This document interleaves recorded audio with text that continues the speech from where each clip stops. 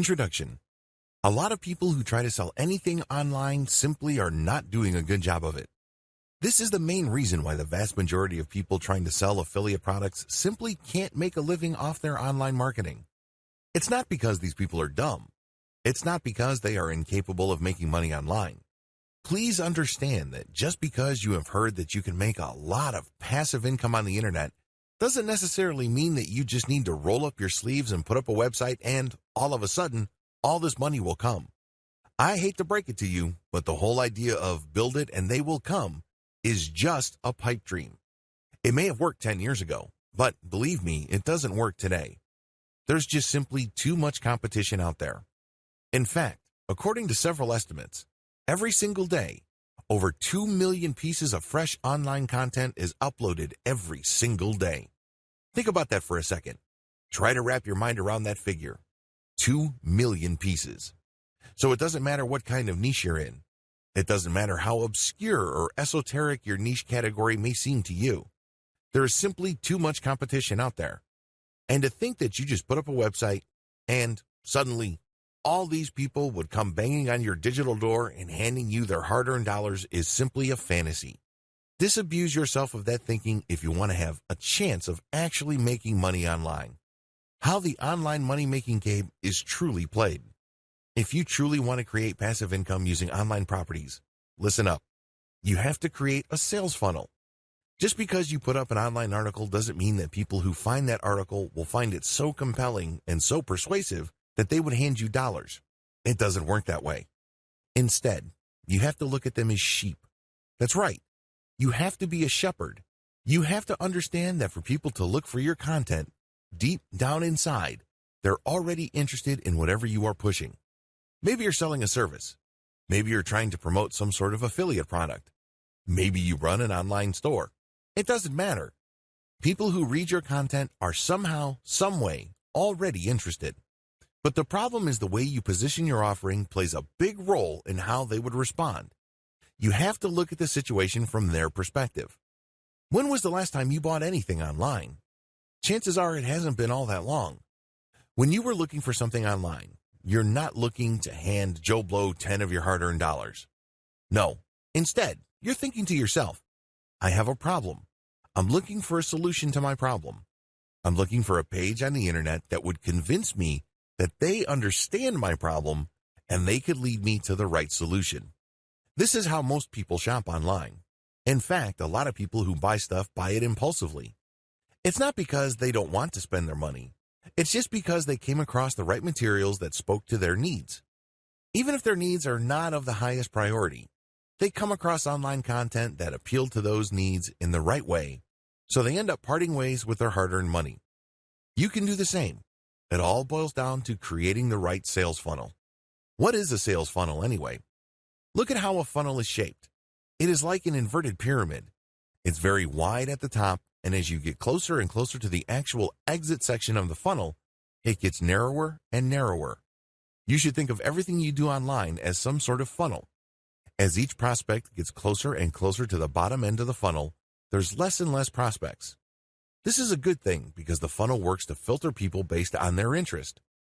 If you don't set up such a system, it's going to be very hard for you to convert people. That's the bottom line.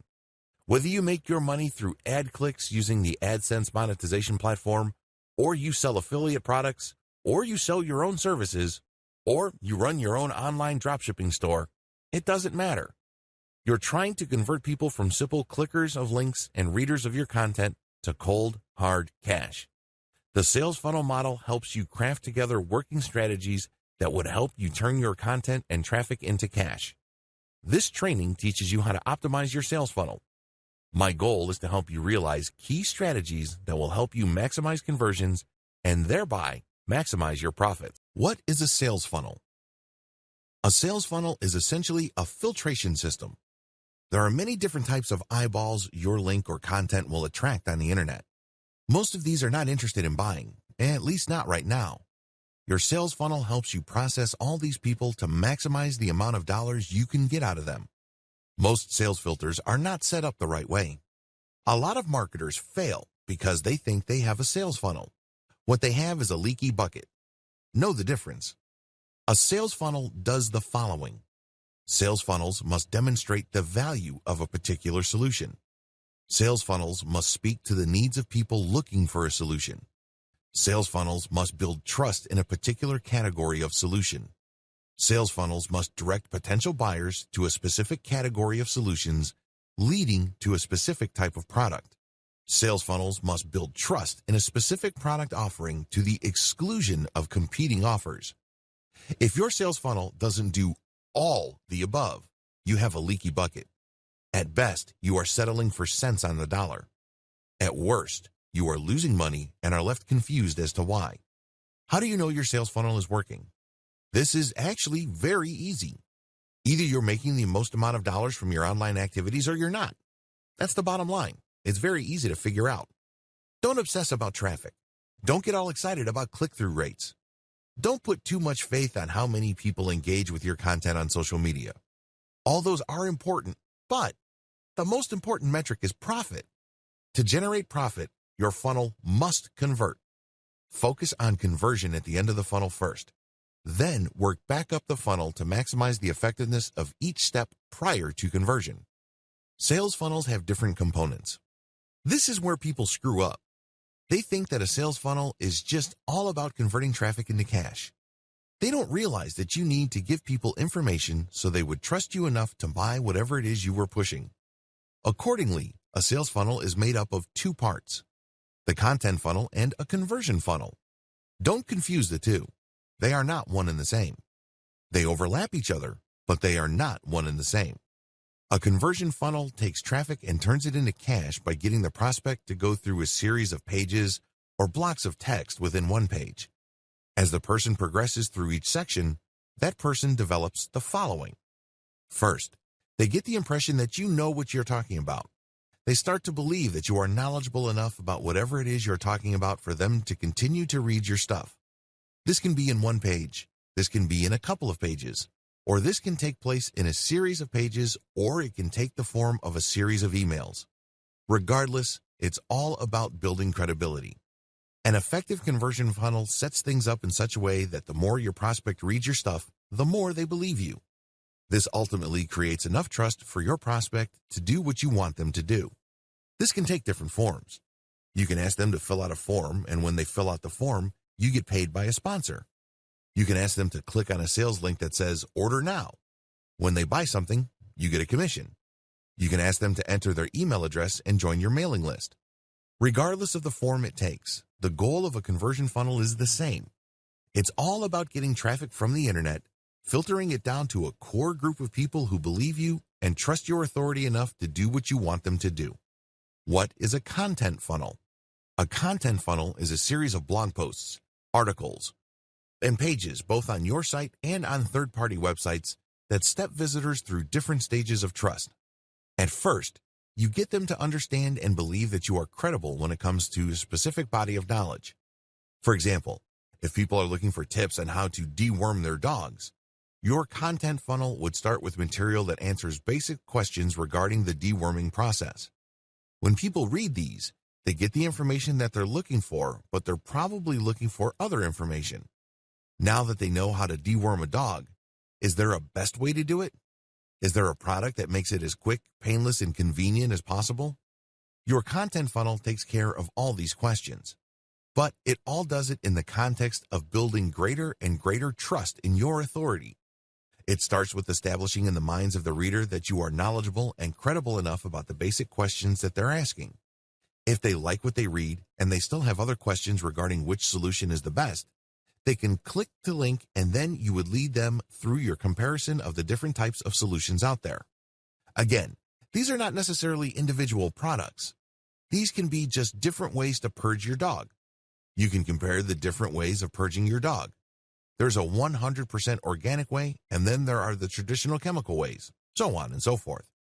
You compare these then to highlight to the reader that you can be trusted because you know enough to be able to compare, and then you suggest a specific solution, and then when they click through to that, they end up in a trust page.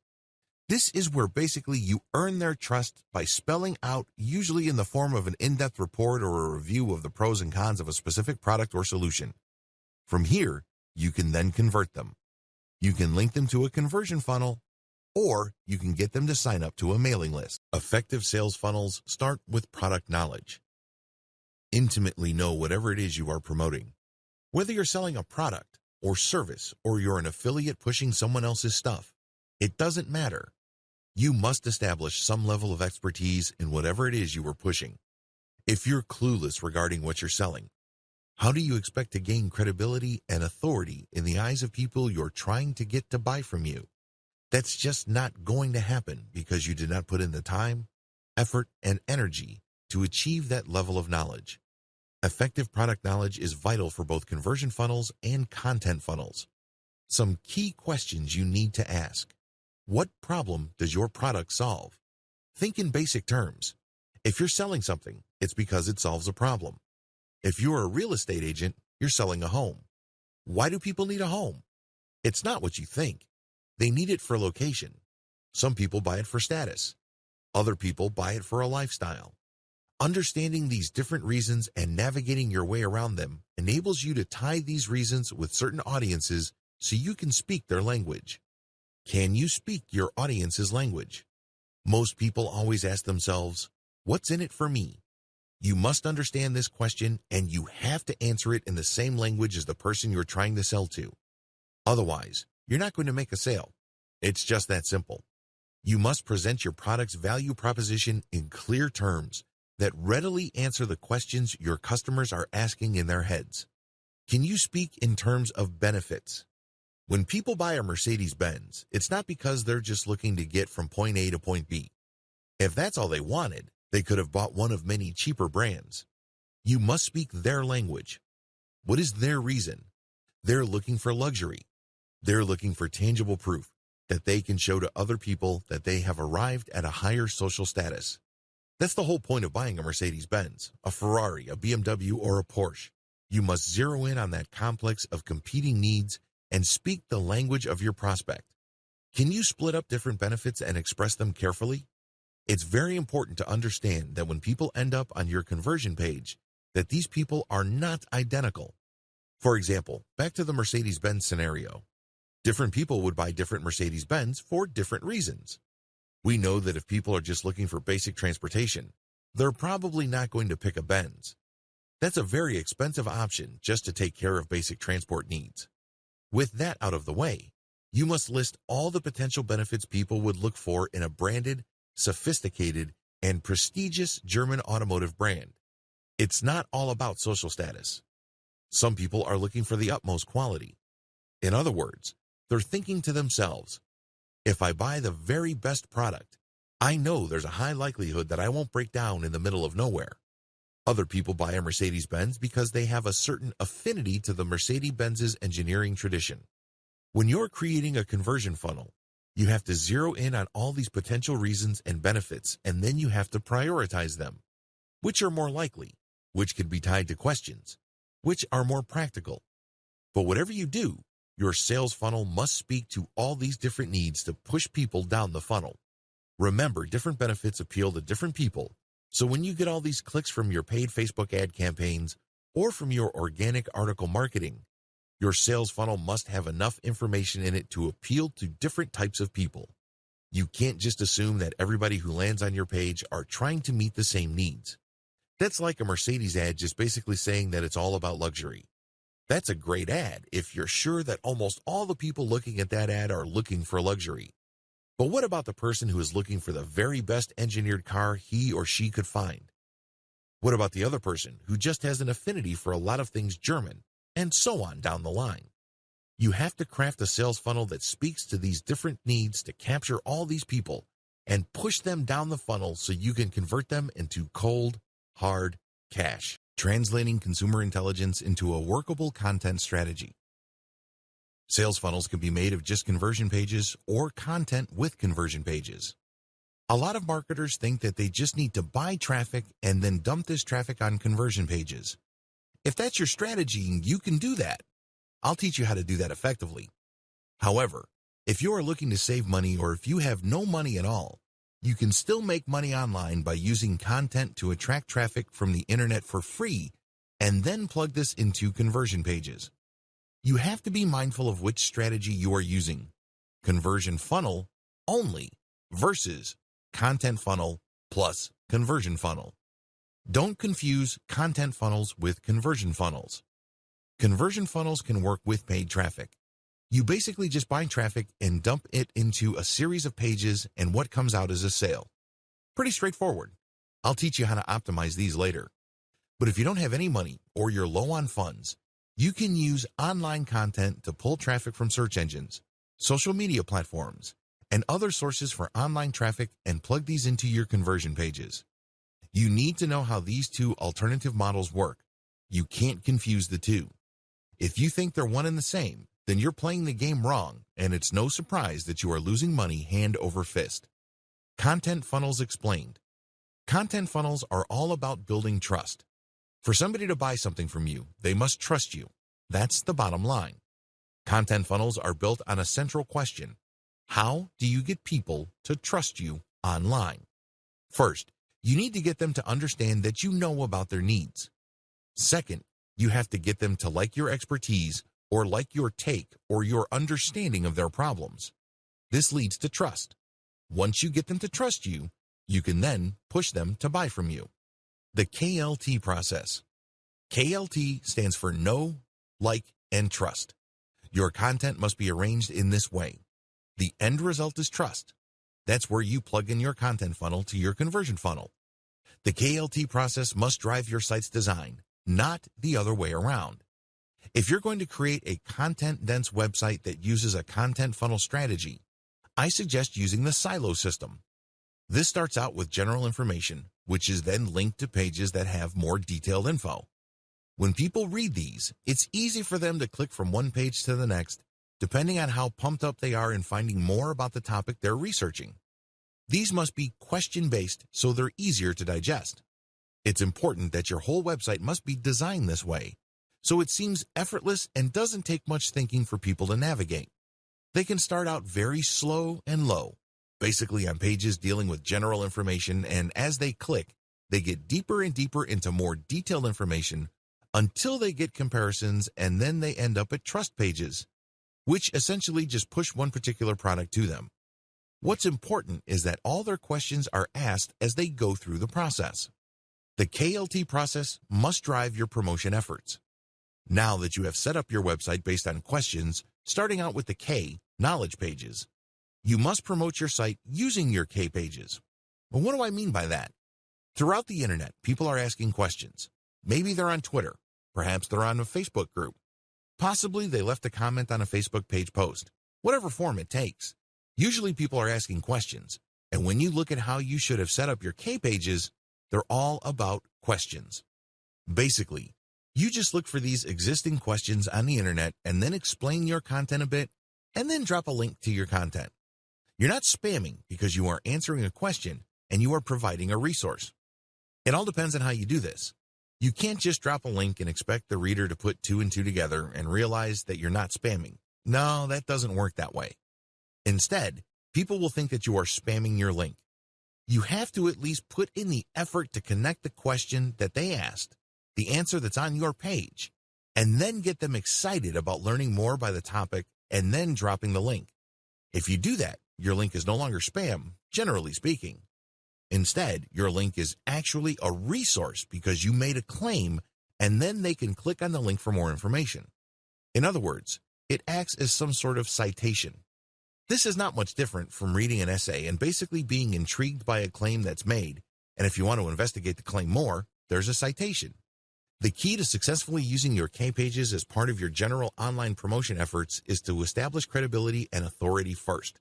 This means that when you're on forums, answer people's questions that may not have anything to do with your website. You have to be obvious with your need to help others. People hate traffic poachers. Basically, it's obvious that these people don't really care about the members of the community or the people reading their stuff. They just want to make money. You don't want to be that person, and how do you know you care? Share information. Go out of your way to help people, and then when you drop that link, your site will pull in people and then push them down the content funnel.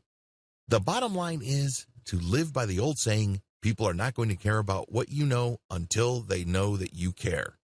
Get that? Good. Content funnels explained. It all starts with K. Your content funnel starts with your knowledge of your audience's needs. They're not there to screw around.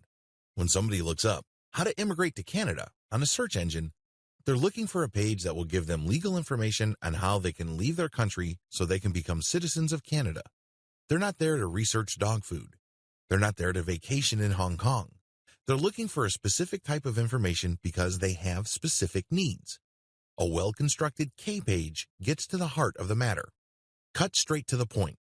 A well-constructed K page in a content sales funnel addresses specific questions. For example, if somebody wants to immigrate to Canada, the first thing that they want to ask is, am I qualified? Do I have the right education for it? Do I have the right background and experience? Your pages should be set up based on these questions. There are great resources online you can use to find these questions. The most common, of course, is Google AdWords Keyword Planner tool. You can also use a tool called AskTheAudience.com. Whatever the case may be, think of organizing your K pages around questions because people work with their problems in the form of questions. By organizing your content around questions, you make them easier to promote. Please understand that the human mind tends to navigate and process information in two forms: questions and stories. It's much easier to produce content based on questions. They're short, they're choppy, and they're easy to process. Why should you do things this way? If you paid attention to the way you yourself process information from the internet on your mobile device, you would understand this clearly. When was the last time you opened your Twitter app on your mobile device and just read everything very carefully? Probably never. Instead, most people would scan. They would basically just keep scrolling down their Facebook timeline, and then if they see a keyword or an image, then they'd stop. That's how people process information, and if you ask me, that's the only way people can process information because there's just so much information on the internet. In fact, according to some estimates, upwards of 2 million new pieces of information are created every single day. That's a mind-blowing amount.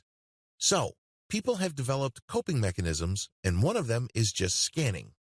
By organizing your content in the form of questions or around questions, you make it easy for people to read since they're easy to read and they're easier to promote. How? People are already asking questions related to your stuff on Twitter, Quora, and forums, and a variety of social media platforms. Your job is to find those places and slip your content into existing discussions. In other words, if you are in a forum, it's probably not good for you to create a specific discussion about what you're promoting. Believe me, people are not going to care.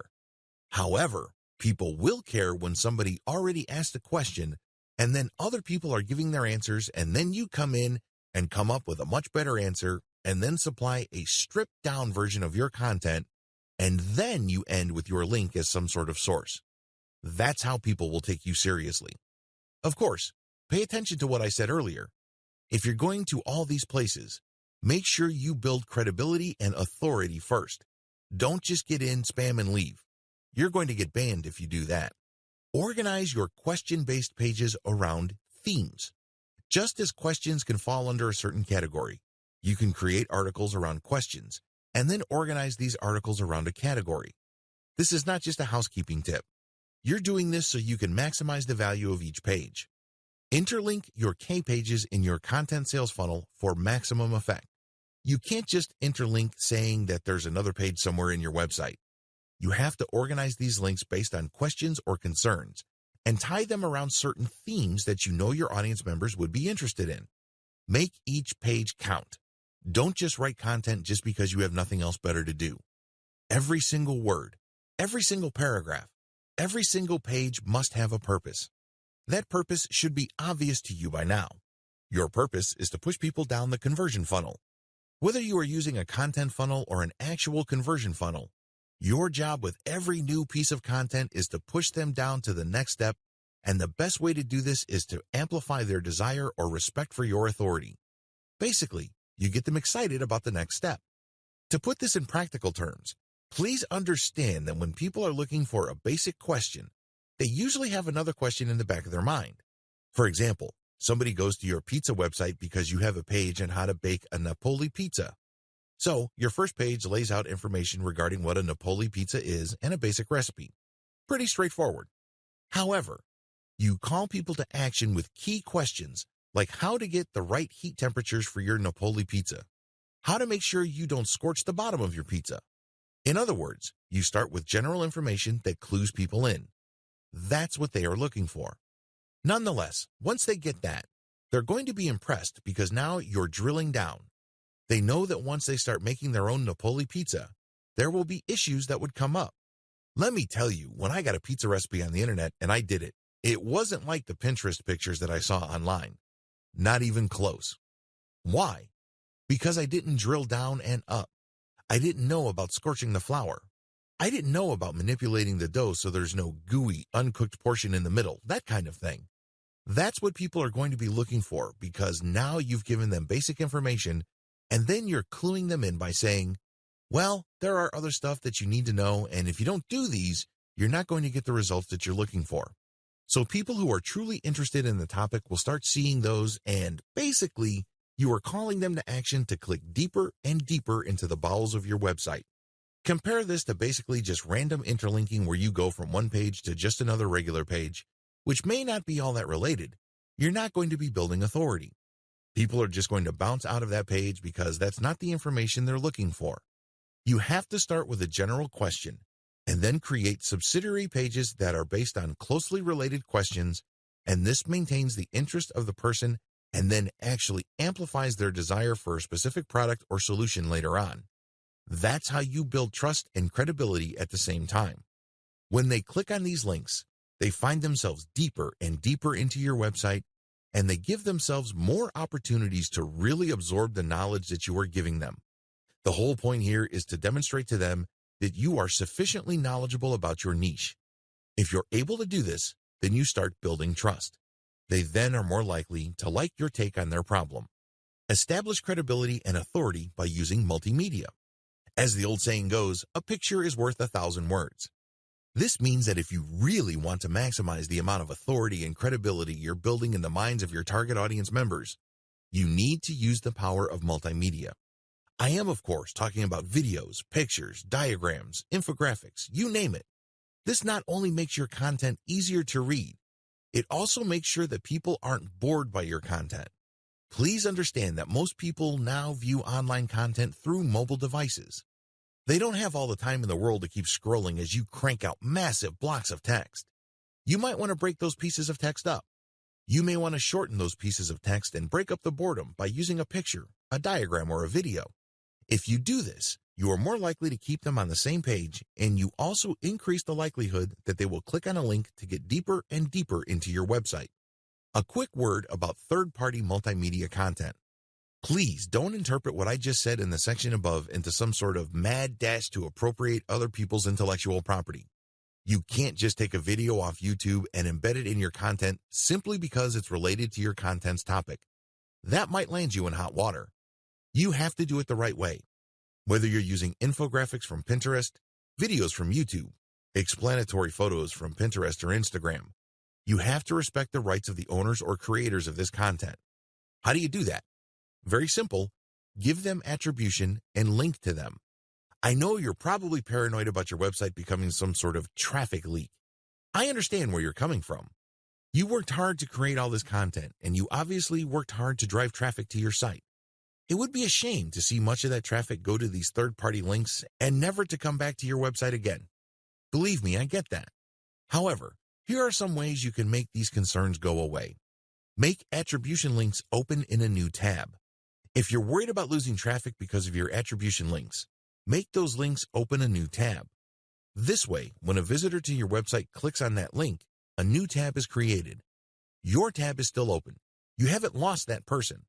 They can look at that content, check out the website that created the infographic that they're interested in, and then once they're done, they can close that and go back to your site. Pretty straightforward. Use materials from non-competitors. This is the most important piece of advice I can give you in regard to third-party multimedia content. Remember, you're using this multimedia content to make your content more interesting. You're using it to add life and context to your content. However, if you don't get the content from the right people, you will end up promoting your competitors. Who wants to do that? These people are basically pushing the same products and services as you. You just made their lives easier. I'm sure that's not your goal, right? The best way to do this is to look at the different infographics, videos, and explanatory photos and other multimedia elements that are closely related to your content, and then look at their sources. Are they directly competing with you, or are they kind of a general knowledge site that is basically just monetized by AdSense, or they are a nonprofit? If they're the latter, they're probably not competitors. They're not pushing a particular product. They're not doing a hard sell. So use their content and attribute to them. If you play this right, you will create a win-win situation. They get traffic and awareness, and you get context and excitement for your content. Everybody can win, but you need to play the game the right way. The whole point of the K level of your content sales funnel is dwell time. What is dwell time? Dwell time is the term Google uses to describe the time people spend going from page to page on your website. Studies show that the longer the dwell time, the higher the chance the person will either come back, sign up for a mailing list, or even buy a product. In other words, the longer you keep somebody on your website reading articles and other content, the higher the chance you can convert that person into dollar bills. That's the bottom line. Remember, dwell time also helps your SEO. If you want to get more highly targeted traffic from search engines, maximize dwell time, because this is factored in by Google's RankBrain algorithm when it comes time to rank your website. The higher your dwell time, the higher your rank on Google. Understanding your content funnel's L pages. A lot of people misunderstand the role of L pages. L pages, of course, stand for like pages. These are pages intended to push people to trust your brand enough to buy from you. In other words, these L pages assume that when people click over to them, they know enough about the basic information of your niche. They're not trying to answer general questions. L pages don't share basic info. I just want you to be clear about this. When you create an L page, you're not saying to the reader why you are interested in this stuff or people are interested in this type of product. They don't want that. That's introductory stuff. For example, if somebody is looking to bake Napolitano-style pizza, they go first to a K page that tells them that Napoli-style pizza came from Naples in Italy. It was brought by Italian immigrants to the United States. It is a very tasty form of pizza. It's puffy, so on and so forth. When people go to an L page from that original K page, they don't want to be told the same info. They already know the background. Now they want specifics, like how not to burn their Napoli pizza too much. What kind of pieces are available to produce the very best Neapolitan-style pizza? You get the point. They're looking for deeper information, which would then eventually lead them to buying a product. They have deeper needs at this point. Don't waste their time by rehashing basics or intro. It just erodes your credibility and authority.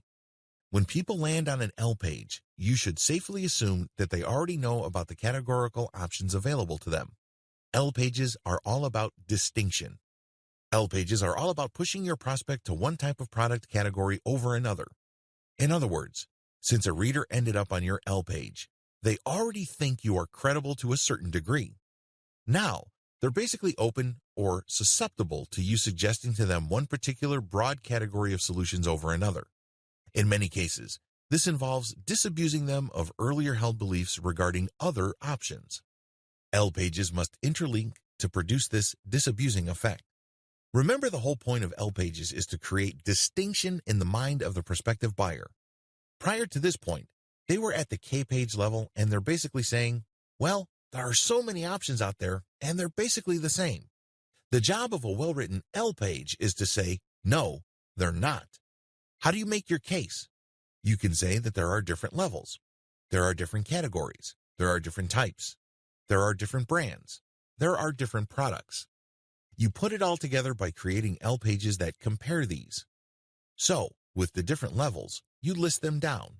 You say top level, bottom level, and then explain why. In terms of categories, you just pit category versus category.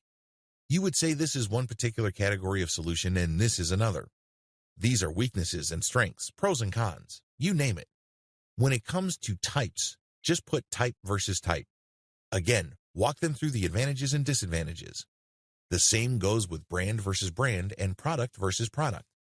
Get a clear idea on the different forms of L pages. L pages are all about comparisons. They're all about contrasting different options to highlight in the minds of prospective buyers why your particular option is superior to everybody else. The best way to do this is through some sort of comparison model. These take many different forms. These can be side-by-side product comparisons, categorical comparisons, categorical consumer guides regarding different broad types of products, brand-by-brand comparisons, and other types of comparisons that enable consumers to compare and contrast different options available to them.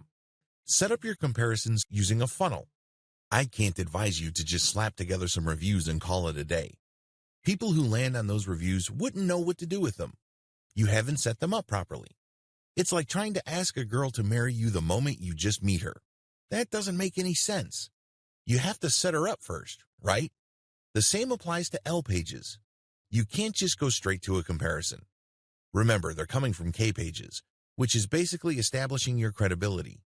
So, you have to have some sort of intermediary set of pages that highlights, in broad terms, the different options out there and why your preferred class of solutions makes the most sense in the lives of your prospective audience members.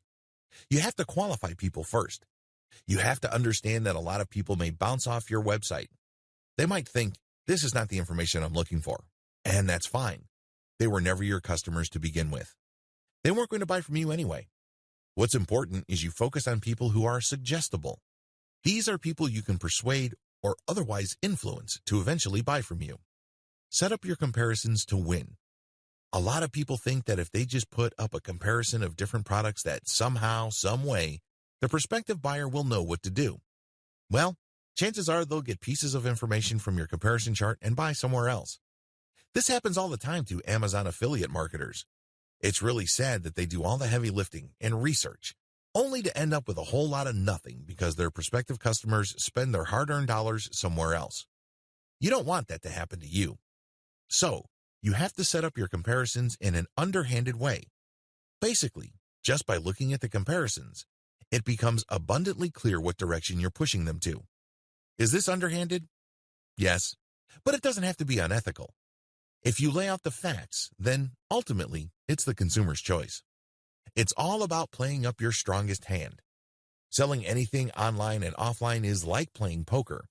You want to work with your strongest hand. Even the worst product in the world can still be positioned in such a way that it can be bought. And it all boils down to highlighting your strongest feature. Even the ugliest woman on the planet can still find a date if she positions herself right. Maybe she's got a great sense of humor. Maybe a lot of people think she is smart as a whip. That's good enough for a lot of guys. So, do yourself a big favor. Even if you're selling a dog of a product, look at its strongest point. Maybe it has really cheap shipping. Maybe it has amazing customer support infrastructure behind it. Look for your strongest product and compare the different alternative options based on your strongest point. Just as a very ugly woman is not going to compare herself to a supermodel, you shouldn't compare your product to its category killer. That doesn't make any sense. You have to position the category killer based on its weakest point, which happens to be the strongest point for your product. That's how you get a sale. That's how you get into the head of even the most skeptical consumer. Call the reader to action. A lot of people think that call to action phrases only apply to sales pages. They're clueless about the fact that even content pages have to have a call to action. You have to understand that if consumers are unclear as to the next action they're going to take, they can be relied on to do nothing. Unfortunately, when they do that, they don't put any money in your bank account. You don't see extra dollars in your online bank account. That's just not going to happen because your website's visitors are confused. They don't know what to do. They don't know where to go. They don't know what steps to take next. You have to take the initiative for them. You have to spell it out. Assume that everybody that ends up on your website has an 8th grade education. Keep it simple.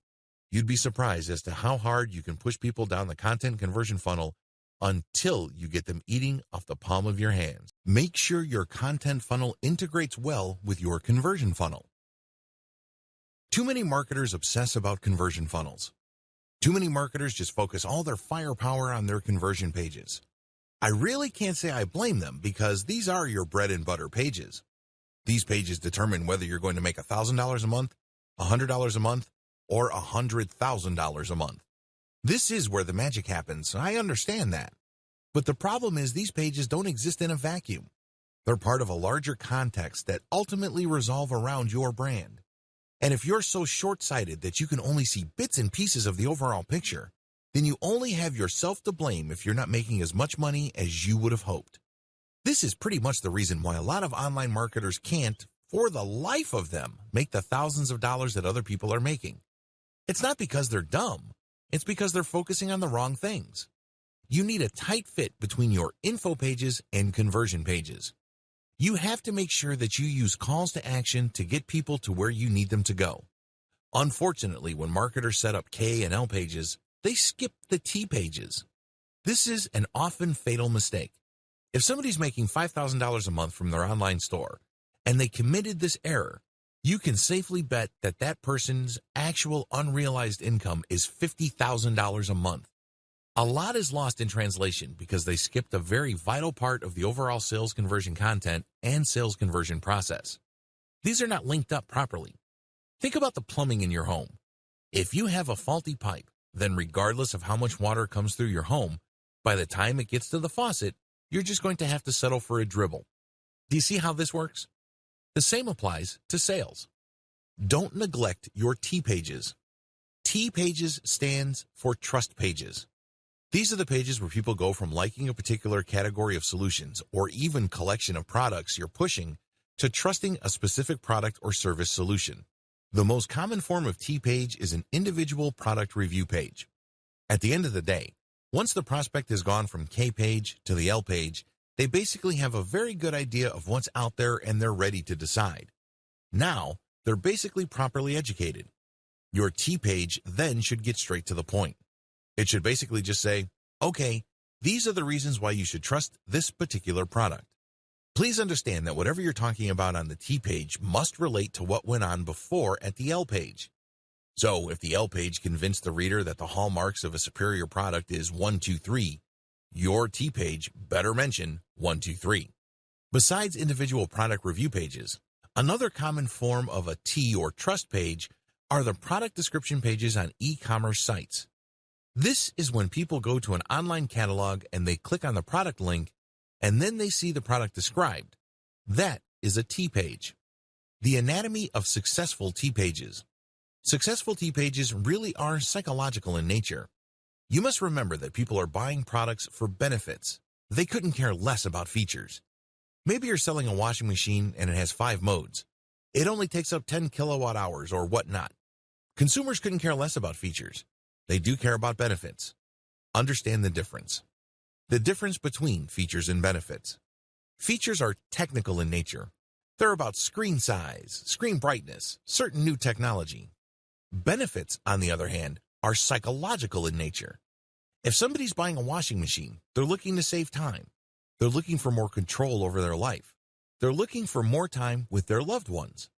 So, how are you going to repackage a time-saving feature? It has a nice fancy name into terms that your end buyer would appreciate. So, you talk about spending more time with their children. You talk about him being able to do more with less money and living life to the fullest. This is how benefits work because benefits, ultimately, are personal in nature. Remember, most American consumers couldn't care less about the features or the jargon that are on your sales pages. They care about what's important to them. Remember, just as you ask yourself, what's in it for me? Other people ask themselves that question as well. It is all personal. So, you have to phrase whatever benefits that your product brings to the table in those terms. The essence of effective T pages are calls to action. They have different forms, but the key to them is emotional impact. When crafting a CTA, call to action, emotionally tie the reader to the benefit they will get if they buy the product or service. The different types of calls to action. Call to action using emotional triggers. Example, take your life to the next level by saving at least 80% on your next vacation. Click here. Calls to action involving authority. Example, 9 out of 10 plastic surgeons swear by this product. Call to action using social proof. Example, click here to get the #1 rated laptop solution for insurance professionals. The key to calls to action is to get away from just saying click here or order now. When you do that, you waste momentum. Instead, amplify the sense of need in the mind of your prospect. Please understand that once they get to a page where there's a call to action, your content pages or your conversion pages have already done most of the heavy lifting. Don't waste it by just saying order now. Plug into some sort of emotional urgency. Understand your conversion options. Converting online traffic into dollars is not as straightforward as you think. A lot of newbie marketers are under the impression that if they buy traffic and enough of these users click on page after page, eventually they will land on a conversion page, read something that they like, and then whip out their credit card. If only things were that simple. Believe me, if that's your strategy, you are probably going to be settling for cents on the dollars, assuming you make any money at all. The better approach would be to study what kind of conversion strategy works best, considering whatever it is you're trying to sell. Different products and services need different conversion strategies. A lot of marketers are completely clueless about this because they think there is only one cookie cutter or one-size-fits-all solution to turning interest into sales. This is where they screw up, because selling a sofa online is very different from trying to get American grooms looking for Filipina brides. These are two totally different sets of needs, and you have to speak to them differently. In other words, your strategy has to fit the outcome you are looking for. There is no such thing as a one-size-fits-all conversion strategy. Different conversion strategies. If you are selling a high-ticket item, let's say a gold IRA conversion kit which can involve hundreds of thousands of dollars, you need to take it slow. You need to basically drip feed information to your audience so they can build trust over an extended period of time. And as they engage with your content and as they see your content again and again, that level of trust deepens until they go to the like stage, and then before you know it, they get to the trust stage and then they buy. Of course, this is not guaranteed. This is not a slam dunk. But you have to get the process going considering the dollar value of the transaction.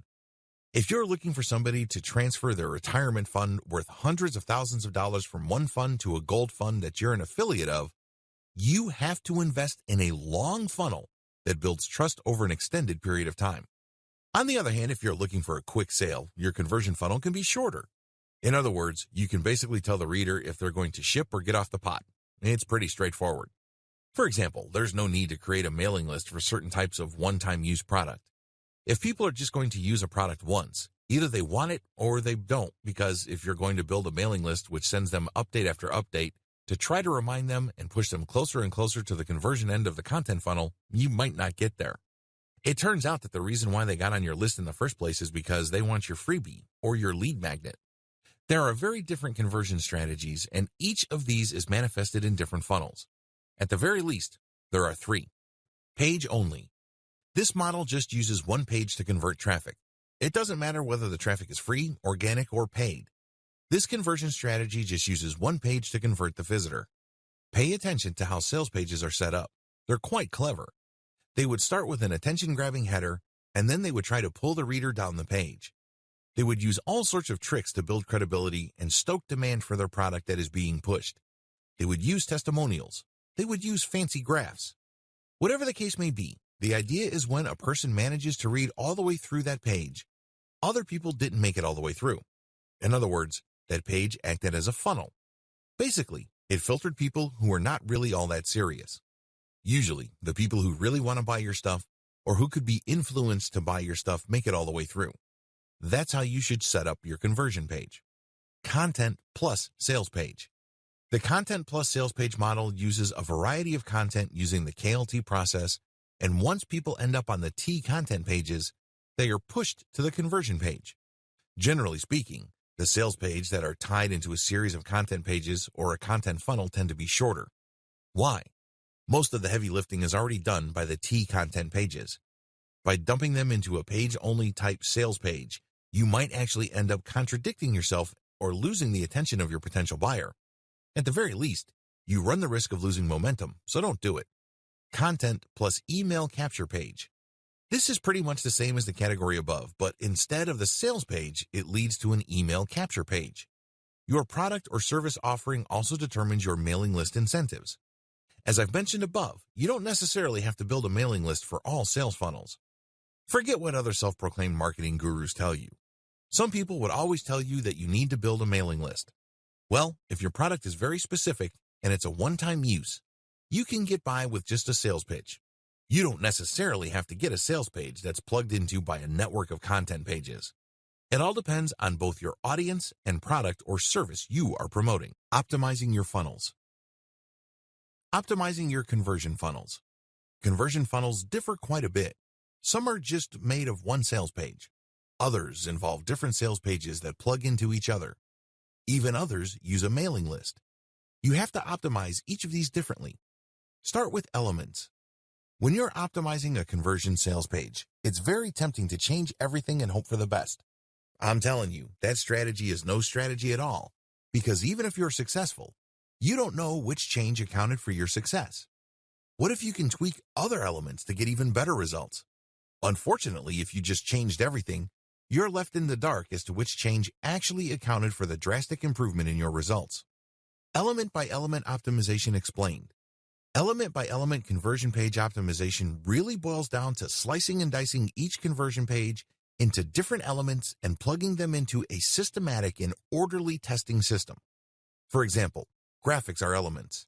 Header or text are elements. Actual sales body text are elements. The same with calls to action. The key to success here is to optimize each element one at a time.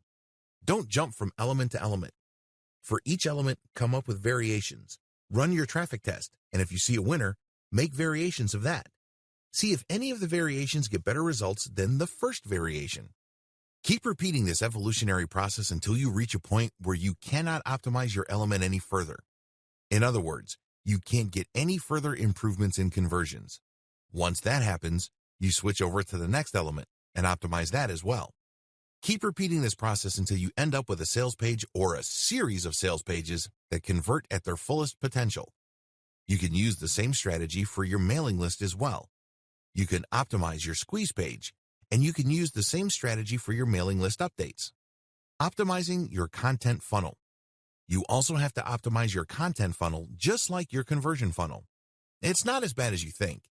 It really all boils down to your statistics. For every 10 pieces of content you publish on your blog, only one of them will account for most of the traffic you get. Identify the theme of that successful content and publish more on that theme. Create variations. If you notice an upward trajectory of the traffic you're getting, this means you are on the right track. It means you're talking about the right topics. Keep exploring different subtopics so you can keep increasing the organic traffic your blog or website attracts from the rest of the internet. Optimize how your content funnel plugs into your conversion funnel. Look at the series of pages people go through as they navigate your website. Do you notice that a certain path is more popular than the rest? Read each page on that path and see if you can recreate that path for new pieces of content. If you get to the point where you can repeat that same success, then make this the default path for all the content on your blog. This is not something that happens overnight. It requires a tremendous amount of traffic. It also requires quite a bit of patience. But the good news is, if you're able to do this, you can maximize dwell time and also boost overall conversions because you are plugging a larger chunk of your traffic to your conversion pages. This is crucial, especially if you're not paying for traffic on Facebook and Google. Conclusion. Do it now, seriously. I know that a lot of people are under the impression that they will expand their business or create sales and content funnels when the time is right. Here's the problem. The time will never be right. If you are sure that you want to do this, decide to do it now. Commit to it. If you are going to rely on whether it feels right or not, you're going to be waiting for a long time. Before you know it, you're going to be buying one product after another and end up failing to lift a finger to turn the businesses that those products talk about into a reality for yourself. Watch each video closely. I know that at this point you're really pumped up. You probably want to jump in with both feet, but do yourself a big favor. Watch each video closely. Understand what's involved. Pay attention to how each step works with each other so you don't make a mistake. Remember, you're building a business. This means that you have to set things up right the first time around and then you optimize. You can't do things in a half-baked way. You can't just build it and then backtrack. Try to get things as well put together in the beginning so that you can start to produce results and you remain motivated to keep optimizing your business. Have faith. Finally, you must have faith in yourself. You have to understand that people have been pulling off the things that I'm talking about in this training for a long time. They're making good money. If they can do it, why can't you? Please understand that you're not much different from other people. Sure, you may have zero budget, but you have a lot of time. Sure, you may not have an in-depth knowledge, but you have your sense of curiosity and excitement. Whatever the case may be, stop making excuses for yourself to delay and start taking action today.